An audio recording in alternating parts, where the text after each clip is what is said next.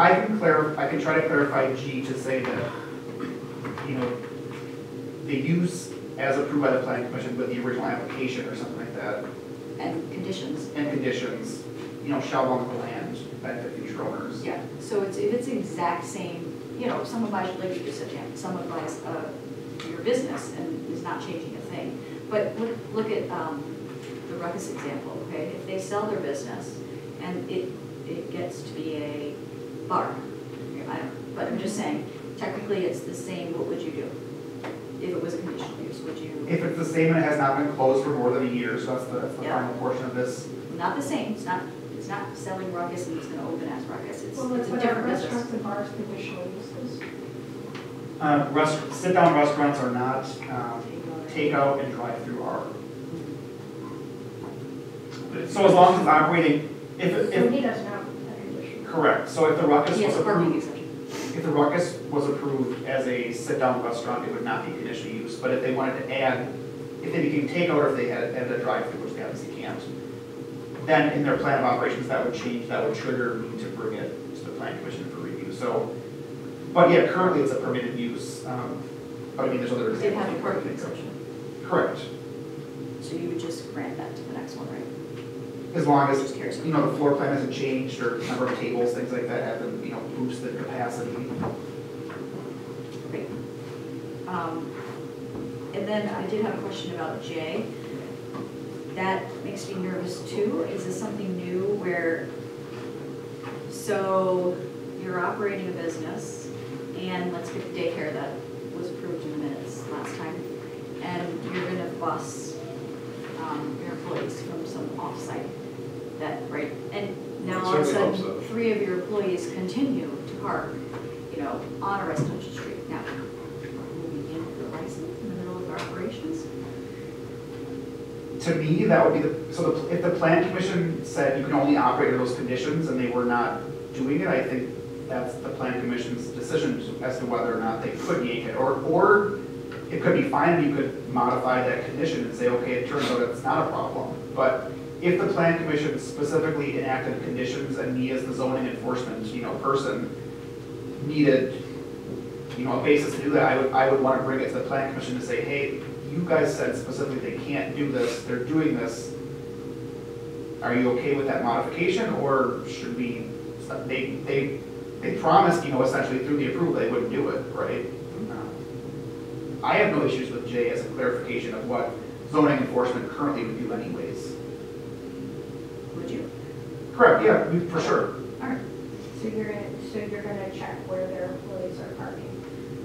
I mean, I can't say I'm gonna proactively do it every day, but if I got a complaint for it, or if I notice it to be a problem, I would have the ability to do correct. I'm sure no one will say anything. They will complain about it. Yeah. Okay. Oh, Yes, Commissioner Blunt. You could probably just use the same language you have in J1 and modify any conditional use to approve, you know, in conformity with the original application or any conditions imposed within the approval. Use that same language that you have there and modify G. I like that. I'm sorry, use Sorry. for clarification. So it's J1. J1, where you have conditional use was not operated in conformity, and you have the language starting with in conformity with the original application. So you say any conditional use approved in conformity with the original application or any conditions imposed within the approval. Yes. They continue. Okay, yeah, I agree, that's fine. Trustee Hunt. I had a question about the timeline. So, okay, so we grant a conditional use, and they do not occupy and start using it in that way within 12 months, then it's gone. Okay. Correct. But they, okay.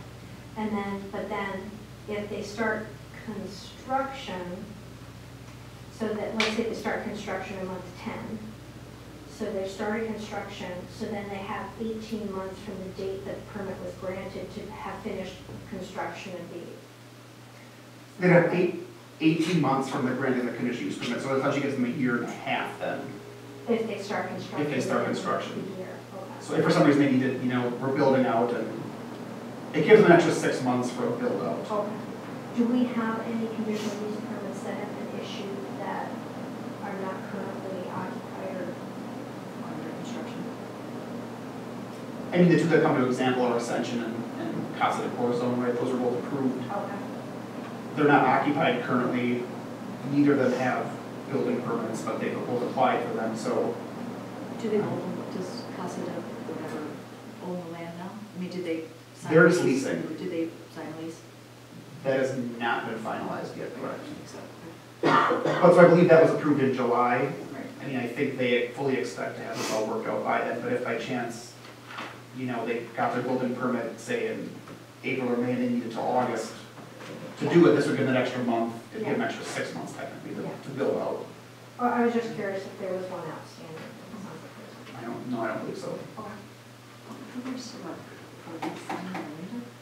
There is still the owner of the property indicated that for lease sign would be up there until the lease was signed. Okay, I have questions about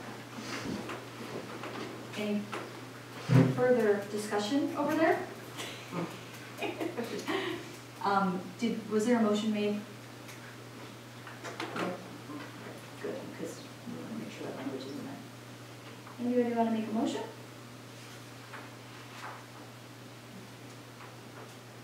No? I'll move to, you didn't write it out? I'm sorry. I know, that's I don't know for myself. I already looked through it, that's why I didn't say anything. It would be a recommendation of the village board. Oh, okay, I'll move to recommend to the village board amendments to is it ordinance 535-23-225 is indicated in.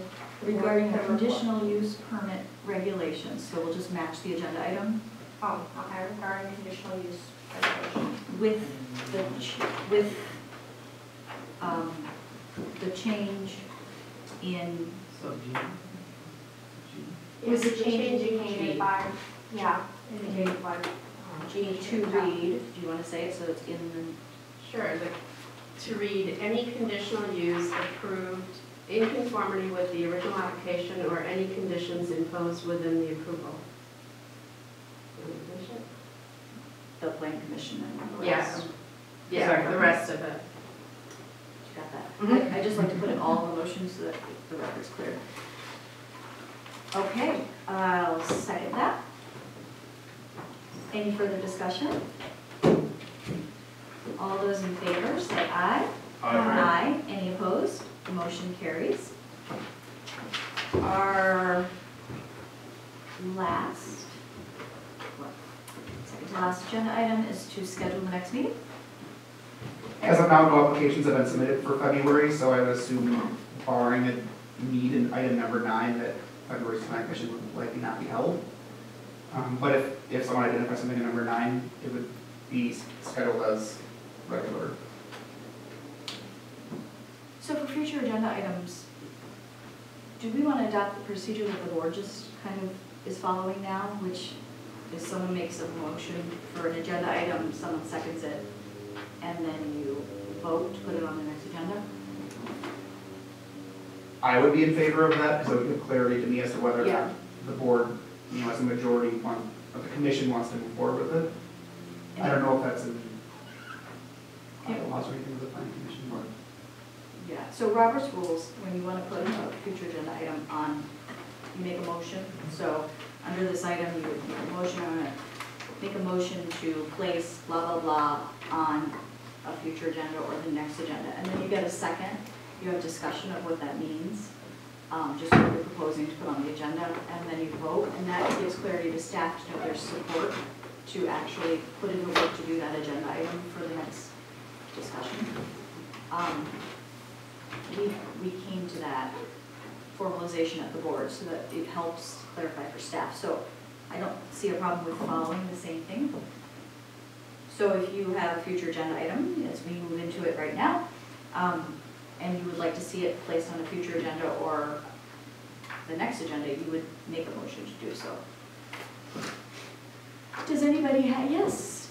I will just add, so my understanding, or I know the plan commission worked pretty heavily on front yard porch and patio discussions prior to my arrival, and we did get an application over the last few weeks of someone that wants to modify their porch, in which I had to essentially deny based on current standards. But I said that the plan commission, my understanding was, got pretty far in terms of agreement on what they'd like to do. So just in general, if the plan commission wanted me to, you know, research and bring that back, that it's something that's kind of hanging out there, Sure. just throwing that out there because. I'll make a motion to direct staff to finalize a recommendation for the plan commission on I believe it was front front yard porches. setbacks, porches and front yard setbacks, I believe was the technical title of what was discussed. Also, Commissioner Dan. We wouldn't have a meeting in February just for that then, though, right? We would bring that to the next meeting we're having because we have, I mean, we could, I guess. I just want to clarify. that's how we had been doing it, we were bringing those ordinance amendments when we had applications. Good. I wouldn't want to wait, you know, 4 or 5 months if that's the case, but that is how we had been doing it. Okay, so, but we'll leave it to your discretion.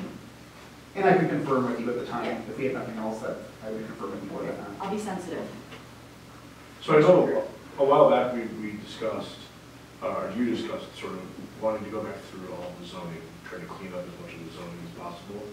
It looks like we've done a little bit of that tonight.